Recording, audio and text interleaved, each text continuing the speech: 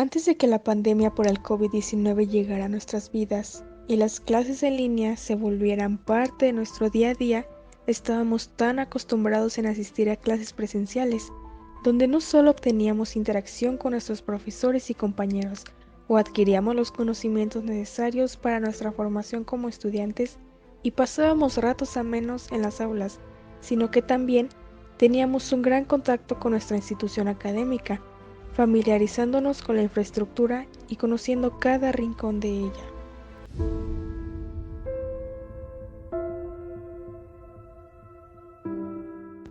En este documental te daremos a conocer acerca de la Escuela Normal del Estado de Querétaro, Unidad San Juan del Río, su evolución que ha conseguido y cómo fue que pudimos relacionarnos con la institución sin tener que asistir a ella continuamente, sino más bien a través de los ojos de una profesora y ex estudiante de esta escuela.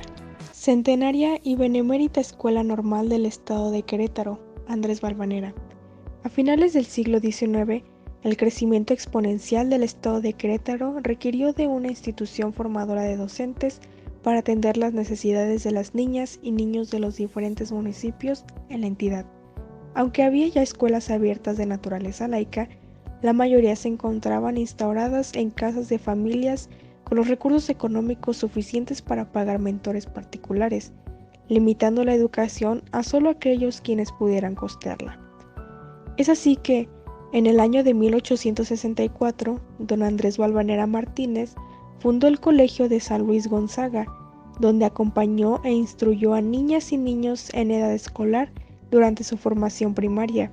Asimismo, de manera particular y selectiva, Andrés Valvanera capacitó a quienes mostraron vocación por la docencia para seguir con la noble misión del magisterio.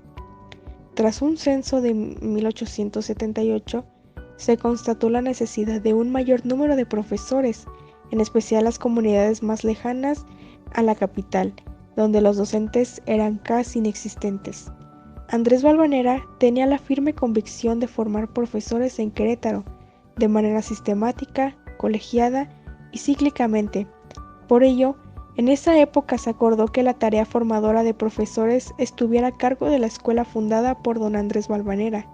El 20 de enero de 1886, con asistencia del entonces gobernador, se inauguró la Escuela Normal del Estado de Querétaro, evento que organizó y coordinó don Andrés Valvanera en el marco de un guión musical desarrollado en el edificio señalado con el número 2 de la antigua calle del Descanso 6, actualmente calle Hidalgo número 48, Colonia Centro. El edificio que actualmente ocupa la centenaria y benemérita Escuela Normal del Estado de Querétaro, Andrés Valvanera, fue entregado los días 14 y 15 de septiembre de 1975.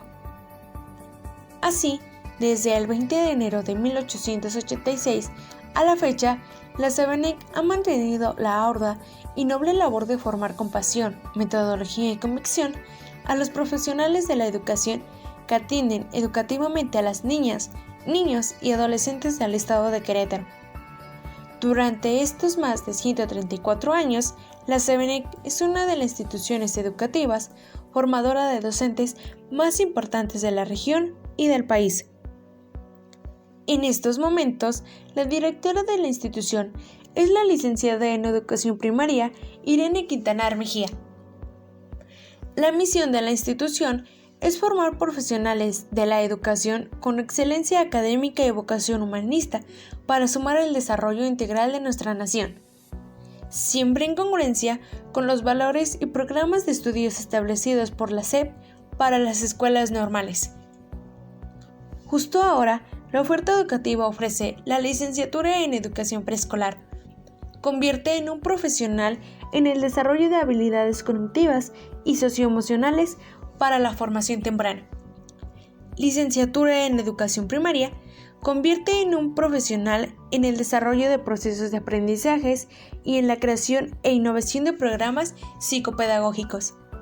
Licenciatura en Enseñanza y Aprendizaje en Educación Secundaria en Matemáticas e Inglés convierte en un profesional en el desarrollo de competencias analíticas y constructivas para fomentar el aprendizaje del pensamiento crítico Y por último, la licenciatura en Inclusión Educativa convierte en un profesional en la atención intelectual, auditiva y del lenguaje para la educación especial. Además, la escuela ofrece un posgrado en educación. El programa de maestría de la CEBENEC fortalece la formación de profesionales de la educación con elementos teórico-metodológicos para analizar la práctica cotidiana en su ejercicio profesional, utilizando los productos de la investigación científica, humanista y tecnológica para sistematizar la práctica docente y construir propuestas innovadoras que atiendan los problemas en el ámbito de la educación en sus diferentes niveles. Justo ahora, debido a la pandemia, nosotros no hemos tenido la oportunidad de asistir a clases presenciales y por lo tanto de conocer nuestra institución de una manera más profunda. Sin embargo, hemos tenido la oportunidad de asistir un par de veces. Además, para la creación de este documental nos basamos mucho en las experiencias contadas por la profesora Brenda Elizabeth.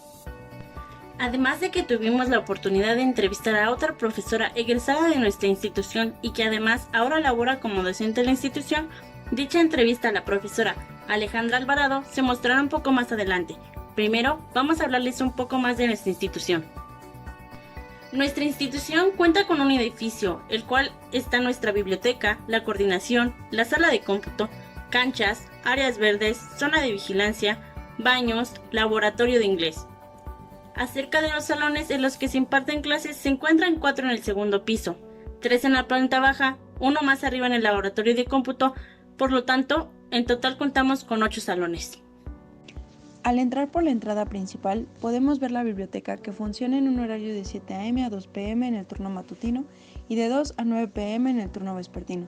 A un costado de la biblioteca hay un salón, que anteriormente era una biblioteca, pero ahora se usa como una sala en la que los profesores tienen reuniones o para actividades en las cuales se requiere un poco más de espacio. El centro de cómputo funciona en un horario de 9 a.m. a 4:30 p.m. En la parte posterior del edificio principal se encuentran los baños. Se dividen en sanitarios para hombres y para mujeres.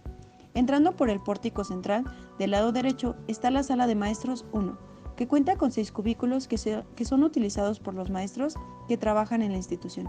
Además, se usa para dar asesorías a los alumnos que están en el último año de formación. Posteriormente, se encuentra el espacio que pertenece al área de contabilidad. Después se encuentran 2 baños, uno de mujeres y otro de hombres. Después está coordinación. Una oficina es para la secretaria y la coordinadora y el otro espacio es de control escolar. Después de la coordinación encontramos la sala de maestros 2, que al igual que la anterior cuenta con 6 cubículos. Al fondo está la sala de maestros número 3, que a diferencia de las otras solo cuenta con 3 cubículos. Y en la parte del estacionamiento hay otra sala de maestros que también cuenta con 6 cubículos. Esta la utilizan los profesores que están trabajando en maestría. Los horarios en que funcionan las licenciaturas son los siguientes. El turno matutino, que lo conforma educación preescolar y educación primaria, funciona de 7 de la mañana a las 2 de la tarde. El turno vespertino, que lo conforma educación secundaria e inclusión educativa, funciona de 2 de la tarde a las 9 de la noche. Los módulos de cada clase duran 1 hora con 40 minutos. Ambos turnos cuentan con un espacio de receso de 20 minutos. El turno matutino lo toma de 10:20 a 10:40 y el turno vespertino lo toma de 5:30 a 5:50. Generalmente, los honores de la bandera son los días lunes. La institución cuenta con una cancha de fútbol, que cuenta con césped. El patio principal cuenta con un arcotecho relativamente nuevo, ya que se construyó hace 2 años. Anteriormente, un problema que tenía la escuela normal era que se inundaba el patio en temporadas de lluvia, así que se implementó un buen sistema de alcantarillado para resolver este problema. En el pórtico se encuentra una escultura de Andrés Valvanera, fundador de nuestra institución. La escuela también cuenta con una cafetería, que funciona en ambos turnos. Los alimentos que generalmente se venden ahí son antojitos como tortas, enchiladas y demás comida mexicana. Los precios eran accesibles, oscilaban entre los 8 y 35 pesos. Además, se vendían bebidas, dulces, fruta o ensaladas. En cuanto a personas de intendencia, estaban trabajando 3 compañeros. Lamentablemente, hace poco tiempo falleció uno. Anteriormente, con el Plan 2012, los alumnos permanecían en la institución de primero a sexto semestre, pero ahora, con la modificación de los planes de estudios en 2018, los alumnos están en séptimo semestre 10 semanas en la institución y 10 semanas en la escuela de práctica. A continuación, Se muestra en esta entrevista hecha a la maestra Alejandra Alvarado, con el fin de conocer un poco más de la institución, desde una perspectiva desde un estudiante de hace unos años y al mismo tiempo una perspectiva de una profesora en la actualidad. El maestro deja una huella para la eternidad. Nunca puede decir cuándo se detendrá su influencia. Hola maestra, ¿qué tal? Es un gusto tenerla con nosotros en este pequeño proyecto, pero también significativo. Daré inicio con la primera pregunta y es ¿en qué año ingresó y egresó de la institución como estudiante? Ok, bien muchachas, gracias por la invitación. Esperemos que sea tan significativo como ustedes lo esperan. ¿Cuándo ingresé a la institución y cuándo egresé? Ya hace un buen rato. Ingresé a la normal en el año de 1988, a los 18 años, igual que ustedes, la mayoría de ustedes. Y egresé en 1992 a la edad de 22 años, igual como muchos de ustedes, generalmente la edad en que egresan, ¿no? Ingresar de 18 y egresar de 22. Ok, perfecto. ¿Y cuándo comenzó a laborar como docente? ¿Y cuándo comenzó a laborar como docente en la normal? Mira, primero trabajé en básica. Trabajé 7 años en básica, primero en una institución particular, en el Colegio Centro Unión, recién egresada de la normal. Después ingreso también a básica, a primaria, en la escuela anexa a la normal. Estoy como interina 3 años. Trabajo con los chiquitos ya con base alrededor de 10 años. Y me cambio la licenciatura, bueno, fue en realidad simultáneo. Me quedo en básica por la mañana y en la tarde ingreso a la licenciatura trabajando con educación especial, porque tengo el grado de un posgrado, la maestría en dificultades en el aprendizaje, y eso me da un perfil que avala que pueda trabajar en la licenciatura en educación especial, que bueno, actualmente ya es educación inclusiva, ¿no? Hola maestra, mucho gusto. Hola, ¿qué Aparte tal? aparte de su licenciatura, ¿cuenta con un grado de maestría o doctorado? Maestría, dificultades en el aprendizaje, se titula mi maestría. ¿Cuáles eran sus expectativas de la escuela cuando era alumna y en qué cambió ahora que es maestra? Oh, también es difícil porque hay que remitirnos a la memoria. Este estudiante aspira a muchas cosas, practicas y visualizas también muchas cosas, te generas metas, pero también tienes mucho desconocimiento. Hay cosas que no sabes exactamente cómo funcionan. Ejemplo, yo aspiraba a egresar de la normal y tener una escuela o un trabajo con una base. En mi época, cuando salíamos de la normal, ya teníamos un trabajo base.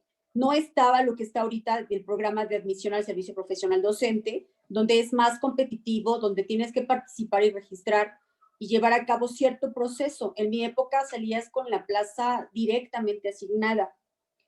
A mí me tocó lo que ya sería parte de la Sierra Gorda en Cadereyta. Por desconocimiento no la tomo y por eso termino en una escuela particular. En ese sentido me refiero que hay cosas que desconoces. De repente, como eres estudiante, puedes pensar y planear muchas cosas. La realidad es que cuando sales te das cuenta que ignoras procesos, que ignoras muchas cosas y que necesitas informarte más para llevar a cabo tus metas, ¿no? En ese sentido, creo que está la diferencia. Como estudiante generalmente, o yo recuerdo que yo esperaba egresar, tener un trabajo, igual que todo el mundo, de alguna manera crecer laboralmente también. Y en lo personal, bueno, aspiras a tener solvencia económica que te permita ser independiente. ¿Cuál es su horario y cuántos grados tiene a su cargo? Mira, ahorita, bueno, he trabajado en todas las licenciaturas. Trabajé en la licenciatura de inglés, secundaria con especialidad en inglés. Trabajé también con los muchachos. Trabajé en la licenciatura de educación especial, trabajé en preescolar y trabajé en primaria. He trabajado en las 4 licenciaturas, en diferentes semestres, con diferentes cursos.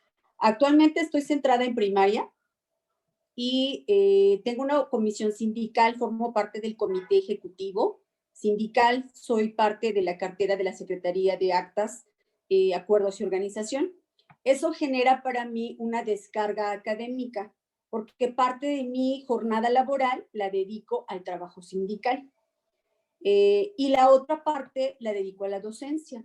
Por lo tanto, solamente tengo ahorita asesorías con séptimo semestre, tengo 5 chicos asesorados con su documento para titulación y tengo el curso de práctica profesional también de séptimo semestre de la licenciatura en educación primaria. Entonces, eso me da pauta a solamente tener este grupo, porque la otra parte de mi carga horaria la ocupo, insisto, en una comisión sindical. Maestra, ¿y cómo definiría su experiencia al entrar a trabajar en el normal? Al entrar a trabajar a normal, mira, es un poquito, son muchas cosas a la vez. Es emocionante porque es la institución de la que tú egresas. Y cuando fuiste estudiante jamás pensaste en regresar como docente. En mi caso, yo jamás pensé en regresar como docente. Yo me veía más en la Sierra Gorda, me veía más en una situación de un contexto más rural con mis chiquitos. Cuando me quedo 7 años en el Colegio Centro Unión y se da la oportunidad de participar en la escuela anexa para participar y obtener una base, y después me invitan a la licenciatura, fue muy emocionante porque regreso con los que fueron mis maestros y ahora serían mis compañeros de trabajo. Esa parte fue emocionante, pero también difícil, porque como eran mis maestros de formación, tú te quedas acostumbrados a verlos como autoridad, como la persona que tiene una jerarquía más alta, y entonces de repente plantear propuestas, plantear ideas o debatir propuestas e ideas era como que complejo, porque ¿cómo le digo a mi maestra que no estoy de acuerdo? ¿Cómo le digo a mi maestro que no, que hay cosas que se pueden hacer diferentes, ¿no? Pero bueno, te animas cuando dices, bueno, pero aquí estamos en el mismo rol, somos compañeros y se trata de hacerlo lo mejor posible para la institución. Entonces, en ese sentido, pues sí emocionante, pero al mismo tiempo un reto, ¿no? Trabajar ahora con compañeros que fueron tus docentes en formación. ¿Y cuando era estudiante notaba algunos problemas en la institución? Y si es así, ¿cuáles? Nuestro principal problema cuando yo era estudiante era el edificio. Cuando yo empiezo a hacer mi trámite de ingreso a la normal, en esa época hicimos tronco común, como algunas otras universidades. Teníamos en aquella época el plan de estudios de tronco común. Y bueno, lo cursé en la Avenida Juárez, lo que ahora es Casa de la Cultura o parte de la Casa de la Cultura. Es un edificio viejo, ¿sí? A lo mejor con unas características tradicionales barrocas, si tú quieres, pero finalmente viejo. Y no apto para una universidad. Entonces, hago mi tronco común ahí. Después nos vamos a lo que ahora es el COVAC 10, que no está como está ahorita, por supuesto. Eran pocas aulas, sin una barda perimetral, con poco acceso incluso de transporte. Y allá empiezo a cursar mis primeros semestres en San Pedro Aguacatlán, en el COVAC 10. Después, con la gestión de quien estaba en ese momento en coordinación y dirección general en Querétaro, se hace gestión para el edificio actual. Entonces, yo curso mis 2 primeros años de carrera en el COVAC, en San Pedro Acatlán, y mis 2 últimos de carrera los curso en el edificio actual. Entonces, llegar al edificio actual, pues era lo máximo, imagínate, de estar en un salón en San Pedro Acatlán, incluso dividido en 3 partes. Había salones que estaban divididos en 2, salones que estaban divididos en 3, y escuchábamos 3 clases a la vez, porque estaban divididos solamente con tabla roca, y escuchábamos el diálogo y el discurso de los otros maestros que impartían clase en simultáneo en el mismo espacio, ¿no? Entonces era como tener 3 clases. Si uno estaba aburrida, tratabas de afinar el oído para la que se escuchaba más interesante, por ejemplo.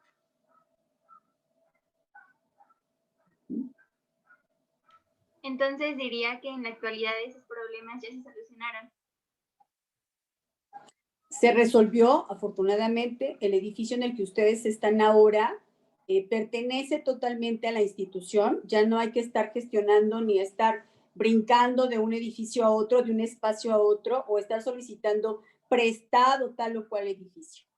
Es una gran ventaja para ustedes, ya es de ustedes, y por lo tanto, como ya es propio, por lo tanto se pueden hacer modificaciones, se puede remodelar, se puede seguir construyendo, porque ya es propiedad de la institución. A diferencia de un edificio prestado donde no puedes implementar nada para el edificio porque no es tuyo. ¿Qué cambios le hubieran gustado que se hicieran en la infraestructura cuando era estudiante? Ay, por ejemplo, el techo que tienen ustedes, por ejemplo, ¿no? El clásico que sales de una materia, de una clase, y te vas al patio, a lo mejor no eres tan deportista, pero ver jugar a tus compañeros que están en el fútbol o que están en el vóley o en el básquet, y vaya, si nos hubiera encantado tener el techo que tienen ustedes, por ejemplo, ¿no? En ese sentido, porque no lo teníamos. O los espacios que tienen en las jardineras para comer, o la cafetería que tienen, que no estaba tampoco. Era un pequeño estanquillo de esos de Coca-Cola que seguramente han visto en varios lugares. Y si te iba bien, algunas sillitas, y si no, pues comías donde podías, ¿no? En las bancas, por ejemplo, que están frente a cada salón, esas bancas como de cantera, no estaban tampoco. Entonces tenías que correr hacia el frente, hacia donde está el estacionamiento o parte del estacionamiento, junto a los cubículos de maestría, que era el único lugar donde te podías sentar. Y de sombra, pues pocas sombras, ¿no? Entonces, ¿podría decir que hoy en día hay un gran cambio de la infraestructura de antes hasta ahora? Sí, son muchos años, hija. Son 20 años, más de 20 años de diferencia. Afortunadamente se han logrado cosas. Por ejemplo, tienen ustedes no solo el techo, tienen el edificio nuevo donde está el centro de cómputo, el laboratorio de inglés, un aula nueva arriba del centro de cómputo, tienen esta parte donde está la sala de usos múltiples, antes la ludoteca, también, eso también es nuevo, la cafetería, nuevo comparado con el edificio cuando yo llegué. Su techo, los cubículos, toda esa parte es nueva.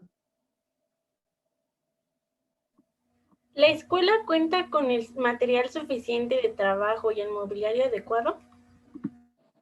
Digamos que mobiliario físico, sí. Material adecuado o completo, dada esta situación específica de pandemia, no. No en el sentido de tener un buen internet. De hecho, ya lo sufríamos. Estábamos en la institución antes de pandemia y ya sufríamos con el internet, ¿no? Que si se alcanzó la red, que si no, que si ya se fue el ingeniero de cómputo y nos apagó el módem, sobre todo ustedes que están en la tarde. Entonces, en ese sentido, faltaría como fortalecer esa parte tecnológica. Tienen buenas pantallas, la verdad es que las tienen buenas pantallas, tienen su CPU, pero a lo mejor básicamente sería la red de internet la que tendría que fortalecerse para no tener inconvenientes, ¿no? De repente queremos ver o tal o cual enlace y teníamos que pedirle a los compañeros que si estaban conectados en su celular, se desconectaran para que hubiera mayor acceso, ¿no? Entonces, en ese sentido, creo que faltaría para la institución tener como mayor fortalecido el sistema de Internet. ¿Ha tenido algunos inconvenientes con esta falta de material? La que te comento como ejemplo, ¿no? Antes de pandemia, cuando tú querías compartir algún video, alguna conferencia como parte introductoria o de cierre para tu clase, y no podías accesar porque el internet no era suficiente, no tenía suficiente amplitud o tenía ciertas dificultades con tu internet. Y tenías que pedirle que se desconectaran o cambiarte a veces incluso de espacio para que tuvieras una mayor cobertura de internet en otro espacio, en la sala de usos múltiples, o definitivamente irte al centro de cómputo, por ejemplo, para no tener esos inconvenientes, ¿no? Bueno, ¿cuáles son las áreas deportivas y recreativas con las que cuenta la escuela? Ok. Pues una cancha de fútbol que quisiéramos que estuviera realmente en mejores condiciones. Yo he visto que hay chicas que les gusta también el fútbol. Ya no es, o hace mucho tiempo afortunadamente dejó de ser exclusividad de varones. Yo creo que es el espacio que más requiere de atención, como de rehabilitarla, la cancha de fútbol, que es bastante grande el espacio, pero faltaría como rehabilitarla. La cancha de básquetbol y de voleibol que está debajo del techo, que puede, digamos, de alguna manera moverse y adaptarse, creo que está en excelentes condiciones. De hecho, es nuevo ese espacio. Pero el área del fútbol es la que sí requiere de rehabilitación. En las tardes, seguramente, no sé si les tocó ver, hay algunas instructoras del deporte que han pedido ese espacio a la institución y dan pequeños cursos o entrenamientos a niños menores de educación básica. No sé si les tocó verlos, pero bueno, el tiempo que yo estuve por la tarde había bastantes niños, ¿no? Y ese sería como el espacio que sí está, pero que le falta rehabilitación. Ok. ¿Sabes si existe algún punto de reunión en caso de incendios, terremotos, etcétera? No lo hay. Falta efectivamente el señalamiento de rutas de evacuación por algún siniestro, cualquiera que sea el siniestro. No lo hay.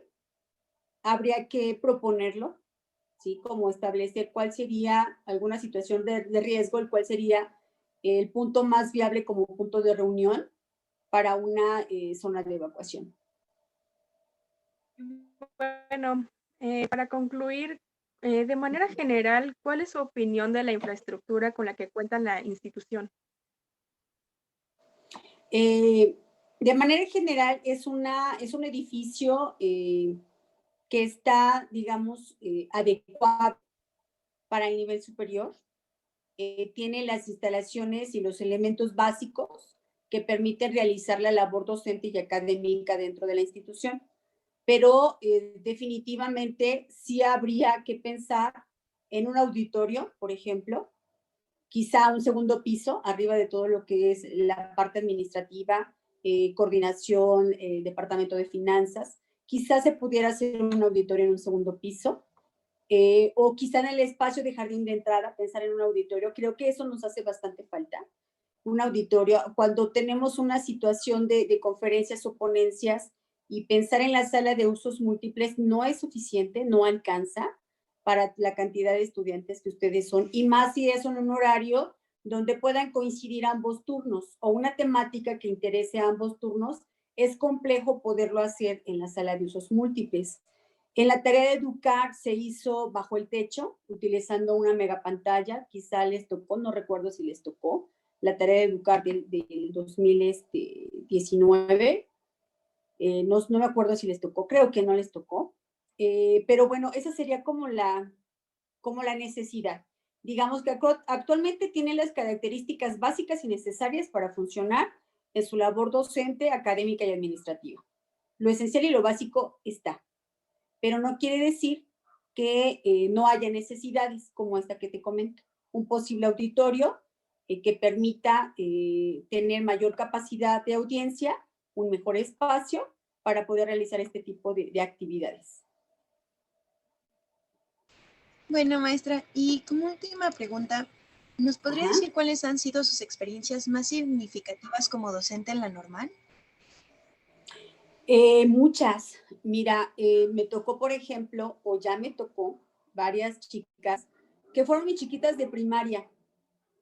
Fueron mis niñas de primaria de distinto grado, en diferentes escuelas incluso, tanto en Anexa como en Centro Unión, y volverlas a encontrar en la normal, que se conviertan en mis colegas, eso es genial. Es bastante bonito. Cuando me tocó, por ejemplo, la dedicatoria de una tesis, y yo aún no estaba en la normal, estaba solamente por la tarde, pero de manera interina, no con mi base como ahorita, con todas mis horas. La chica fue mi alumna y me dedica su tesis. Entonces, eso es padrísimo. Eso es de las experiencias que, como tú bien dijiste al inicio, como docentes no nos damos cuenta hasta dónde podemos trascender, hasta dónde podemos impactar. hay que tener mucho cuidado porque ese impacto, ojalá y fuera positivo toda la vida, pero la realidad es que no siempre. Ese impacto no siempre es positivo. Pero es una gran verdad. No nos damos cuenta hasta dónde podemos impactar y trascender. Entonces, es de las experiencias más bonitas. Ver chiquitos que fueron mis niños de primaria, ver convertidos como profesionistas, verlos en la normal y que incluso sean mis colegas. Eso es genial. Ay, maestra, pues bien dice esta frase, el profesor mediocre dice, el buen profesor explica, el profesor superior demuestra y el gran profesor inspira, como usted lo hizo en sus alumnos y lo está haciendo en este momento con nosotras. Muchísimas gracias, maestra, por participar con nosotros en este trabajo. En verdad, muchísimas gracias y esperemos que usted se encuentre bien y toda su familia. Muchísimas gracias. Muchas gracias. Igualmente, chicas, un gusto. Que estén muy bien. Hasta luego, maestra. Hasta luego, bye. Hasta luego.